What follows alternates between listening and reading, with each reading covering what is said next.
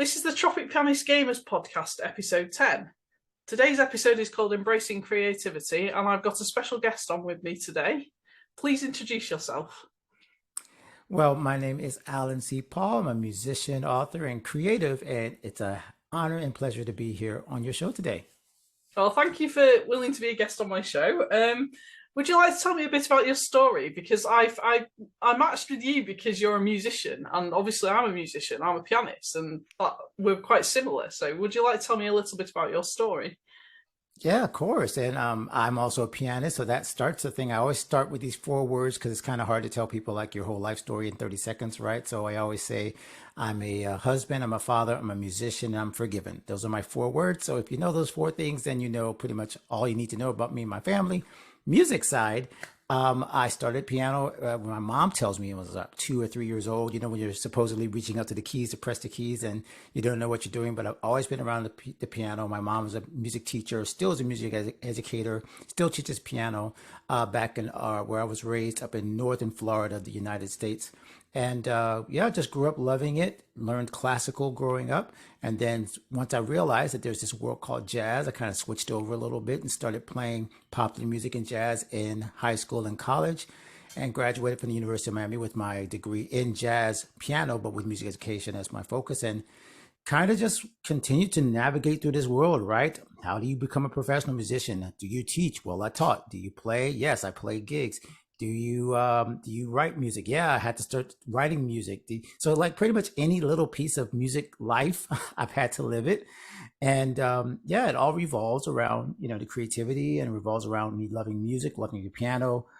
Really my first love, right downstairs. If I go downstairs right now, you can see everything set up in my grand piano studio.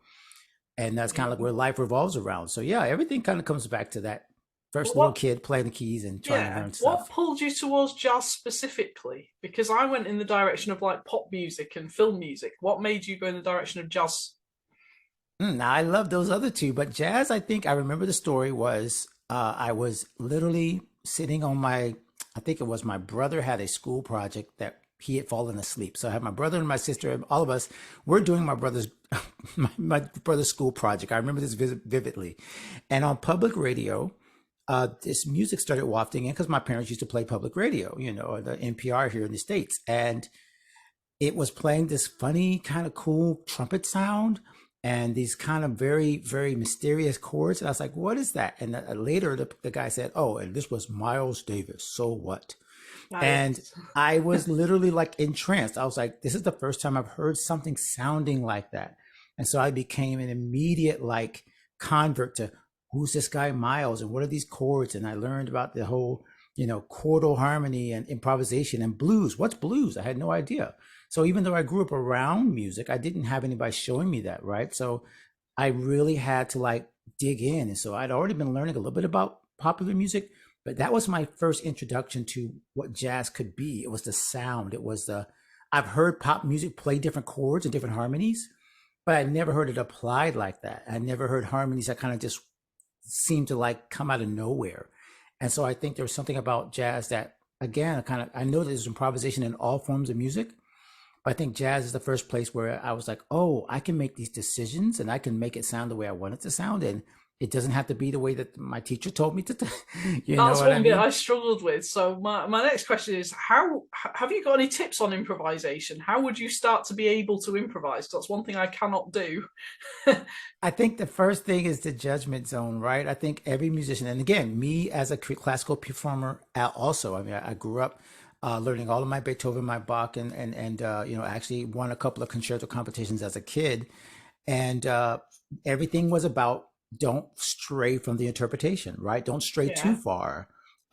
And everything about jazz says, yes, you still want to be, the music matters, the melody matters, yes, but also your interpretation and the way that you think matters maybe equally or more.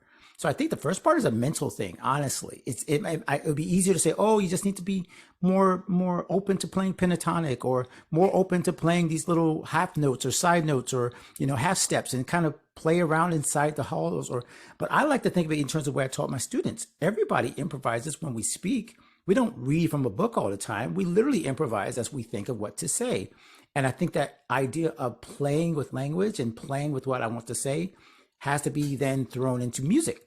It's okay to play this note and no one tells you different. It's okay to play this note and no one tells you different. So you have to start with the baby steps of giving yourself permission to say, yes, this music is mine and it can be different. Now, of course, there's lots of rules. People say jazz doesn't have rules. That's not true. There's lots of rules that you eventually find that help you navigate Yeah. improvisation and staying inside the chords and all this stuff. But I think the first thing is a mental thing, just giving yourself permission to be wrong and to play with it and to play things that don't sound right. And that actually is the road to playing things that you like in So that's improvisation. from my side. That sounds like a mindset block that I need to work on. I identified that just now. That's Yeah, but interesting. I think it's okay. I think and the other thing for musicians, again, creators, whoever we're speaking to, Yeah. I think that's the other part is being okay with admitting that, yeah, I've got a block. Yeah, I struggle for years, not just with the improvisation, but more the comparison. Because I'd Yeah. hear other musicians who are further along, and I'm like, oh my gosh, I'll never sound like them. I shouldn't even be doing this music. Yeah. So yeah, it's a big thing in mindset in terms of like being able to let yourself go and yeah, just learn and enjoy the Yeah. journey of becoming more of an So you're improvisational musician. saying about comparing to other people. That was one thing that I had to go away from because I was always comparing myself to other people who were much better than me. How did you make it into your profession to become a successful musician? Wow. See, that's one of those questions I wish I had. Obviously I wrote a book for faith focused musicians about this, but it's never easy to explain it. It's always about this kind of nebulous, well, you start to consider how could I make a living doing what I love? And that's really the goal, right? The goal is I love music. I want to make a living doing it. But loving music and making a living are two different things. Business of Yes. music and the creative part of music seem to be two different things. So the first thing I would say is honestly, again, start to think of this in terms of what do you really want out of the career? In my book, I call it establishing your priorities. You have to decide, okay, do I want this to be my full time? Well, then I'm going to have to put a lot of work into making sure I have the pieces in place financially, the community, my contacts, my networks, all of that. Because it could be you become a studio musician. So you need to be around the studio musicians. Or maybe you want to become a composer, but you got to hang around composers. If you want to become like someone that's more like a single artist, well, then you're going to have to get into social media and start building a following. So wherever you want to go to make a living, you kind of have to pick and choose like your battles. Because if you just start with, I want to be professional. Well, professional in what, right? There's so many parts of music. You mentioned film, you mentioned pop. So you kind of have to just say, okay, I'm going to bite up the elephant one bite at a time and say, okay, if I want to become more of a person that plays out with other bands, well, maybe it's open mics is your first step. Maybe making some connections and with other bands if you want to be a band member, right? So you have to start with that first step and start to establish what kind of life I want as a musician, and then start to make the connections. And network is crucial. You can't find your first job until you meet the people that could give you your first job or your first gig or your first contract. And by the way, you also got to keep getting better, keep practicing, keep being around people Yeah. that encourage you. So I know it's a big question to try to squeeze into a little Yeah. answer, but that's what the first step is, definitely networking and Oh being willing yes. to open yourself to it. Networking was definitely key to my journey as well. So yeah, thanks for those tips. So you said you wrote a book as well. Would you like to tell us more about the books you've written? Sure. Well, as I mentioned, my, fourth part was, forgiven. I am a Christian, so I do a lot in terms of this faith space. And so my books have been written from that standpoint of marrying faith and creativity. I know we mentioned earlier that we were Yeah. going to talk about embracing the and, right? So Yeah. my and has always been God and gigs. So that's what my book is called. So I talk to faith musicians, people with that kind of background about the same thing you just asked. How do you make a living doing what you love? And then I add the piece of how do you do so in your belief system? How do you keep your faith? How do you keep your values? Because this is a dog eat dog world out here when it Yeah. comes to music and business. People can be very shady. People can be very dishonest. People can make you say, oh, do this and show up here and do this thing that you really don't want to do. And that applies to all of us, right? So I just try to help people with that value system to do so the way that really honors their belief. And yeah, that's what my books are about, my podcast and everything. And that specific book was written specifically to church musicians because at the time I mean, I thought I was going to be judged very harshly by people around me by playing whatever music I was playing, jazz, R&B, you name it, right? So that Yeah. was where that book came from, is to help people like me to navigate that world. Cool. So yeah, you said about embracing the and. Could you tell me more about embracing the and as well? Because we discussed in our we had a little chat before the podcast, and we were discussing that it's got parallels to being multi-passionate, which is how I describe myself. So interested to hear more from your angle on that. Well, I love it because when you said your ands, right? When you talked about your Yeah. different interests, it was like that attracted me to you. And I think what we all struggle with, especially in the social media age, is people say you can only be one thing. You Yeah. got to niche down. You got to be just the person that does this. And what are you known for? And I feel like creators like me, like I consider myself, as you mentioned, I'm a pianist, number one, first and foremost. Yeah. But Same. now, like if you ask me, my first thing that probably will pop out of my mouth would be podcaster or Yeah. author. And it's like, wait, that wasn't in my resume 10 Yeah. years ago. So now I can't just go by pianist. I have to embrace the fact that I am more than just this one particular talent. And I think what it really speaks to, Jen, now that I'm kind of changing my answer, even as I thought about it, I was like, wait, what it really says is I have to honor the uniqueness. I have to Yes. honor your uniqueness, all of the facets of you as a creative, and I have to honor my own. So embrace the and means honor the unique parts of your life that may not fit into somebody's box. Like if it's Yes. gaming and if it's music, or for me, if it's news talk radio. Like I love listening to talk radio. I've always wondered, like, how do I fit talk radio into music? Well, I kind of did because I created a podcast, right? Yeah. So it's just these interesting ways that we are all put together. And again, it's kind of like goes back to what you mentioned about improvisation. It's getting rid of the mindset that you can't be both. Like you can't be this and that. You can't be this and the other thing because no one else has done it before. Yeah. Well, most of the great musicians we know and artists combine two things that had never been combined before. And I think what the key is just being willing to embrace that what you have to offer, someone else is going to see it and be grateful that they're not the only one that loves this and that, because Yes. everyone else told them, no, you can't, those two don't go together. So yeah, that's what kind of like my newest Exactly. Yes. feel. Yeah, trying to like help people with that.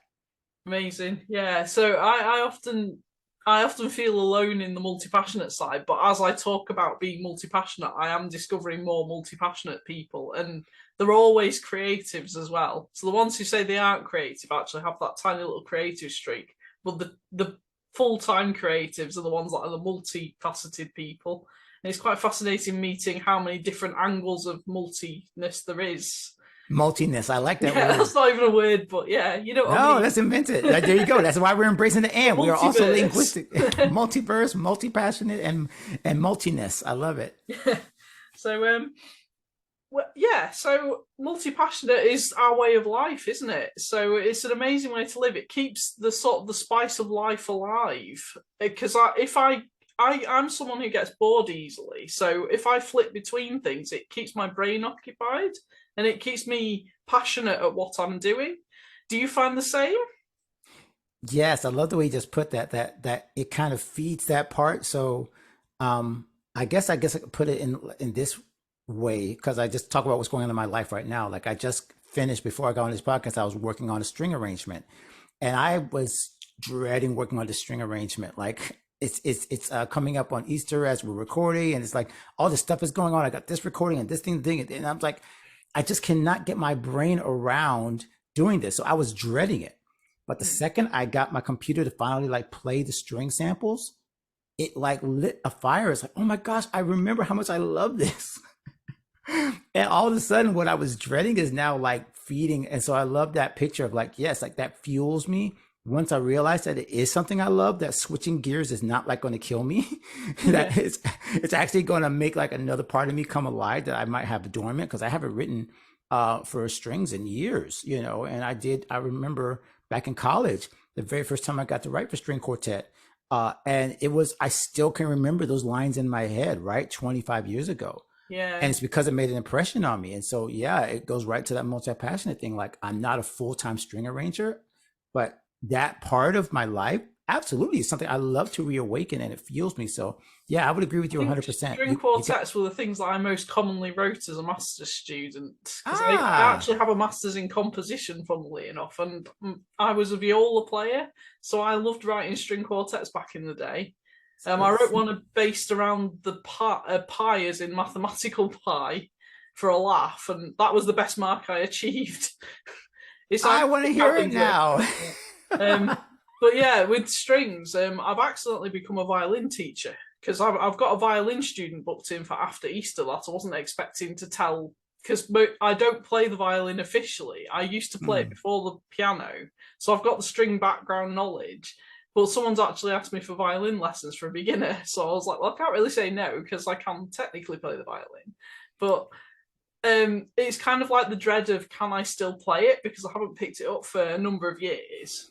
But it's like riding a bike, isn't it? You kind of remember the bits enough to fill in the Yeah, gaps.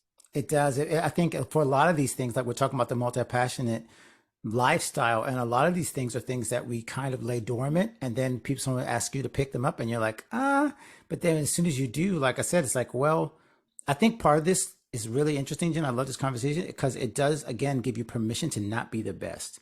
Because Yeah, one of the things that people say, oh, well, if you want to be the best of the world at something, right? So you have to do it 10,000 hours and the whole expert thing. And but being multi-passionate means you may be just kind of okay at it, but yeah, you're okay at being okay at it because it's not going to be like your number one bread and butter. It's just going to be something else you add to the mix. And so embracing that and of, hey, I don't have to be the best violin teacher to teach someone else and help them along their journey and then hand them off when they get better than me, right? yeah. Like that's a beautiful thing. Yeah, and piano is like I never wanted to be the best, and I know too many people who are trying to be the best locally even, and it was putting me off trying originally. But now it's like I just want to experience being the pianist, no matter what the level, and I want to play the stuff that people want to hear, not like the Chopin, the Rachmaninoff. People don't want to hear that; they want to hear Disney and film music. So I mean, I'm there for the people, really, not the concert hall, as it were. That's a great line. No, exactly. And I think a lot of times, again, professional musicians, we get caught up in thinking of what other professional musicians think. Yeah, I mean, in jazz, for sure, there's very much competitive. Oh, well, someone's on the bandstand and we'll call it burning it up, right? They'll do whatever. They're again, a comparison. And then you realize that half the crowd has no idea what those chords mean. yeah, Most of them don't. They just want to feel good. They want to enjoy the music. And jazz and classical, unfortunately, sometimes gets into the silo of just the musicians that understand and know how yeah, amazing it is. But you have to touch somebody's heart and you have to be the creative and the art of it means you may not know a C major from a C minor, but you love the music, right? So I love that you said that it's for the people, like yeah. at the core of it all, right? It's for the people, the audience, not necessarily for those of us in the inside. Yes. So it's great. It's great to find a multi-passionate person. So thank you for coming to talk to me today. It's really appreciated. I've really enjoyed our conversation. Um, Oh, Jen, this was could you great. let our audience know where we can find you if we want to find out more about you? Well, it's number one, it's been an honor being on your show. I'm so glad to be a fellow multi-passionate talking to other creators and people who just want to learn more about this. So they should follow your show and they should subscribe if you haven't followed already. Yes. But if you want to find me, you can find me number one, my podcast, and those again for those who are in a faith-focused or a Christian background, that's for them. But really anybody who wants to be inspired, it's called the God and Gigs Show. You can find it on any podcast network. It's godandgigs.com. And on the internet and socials are all the same. Now, if you want to follow me and my music, I tend to forget to market myself, but I do have a Facebook and a YouTube. You can look up Alan, Allen, Paul Music, Alan Paul Music. You'll find me on Facebook and on YouTube. And that's where I share what I'm playing, what I'm performing. Some of my concerts I did during the pandemic with a bunch of great people. I did these little live stream concerts, which was really, really cool. So yes, you can find more about my music at all those sites under Alan Paul Music. Oh, thank you for that. And I chose to put your podcast in April because did you know it's International Jazz Day on the 30th of April? Yes, I am actually. I'm actually doing a concert coming up in Miami. That's going to be honoring. I think it is the whole month or so. Well, yeah, but Jazz Day is on the 30th. That's But right. yes, as a classical pianist, I can only really play "Fly Me to the Moon," but I've played "Fly Me to the Moon" every year that I've been every year I've been a pianist who was able to perform. I've done "Fly Me to the Moon," And last year I did the Toy Story one. You got a friend in me? Yes, I did that one. I love that song. So I don't know what I'm going to do this year yet, but all will be revealed on the 30th of April in my Facebook group, which is Oh, Jen's Musical Self Care Den. I'll be there listening. I want to find out. It'll be the suspense is killing me. Well, thanks for being a guest on my podcast again, and keep being multi-passionate. I will. Thank you so much for having me on the show.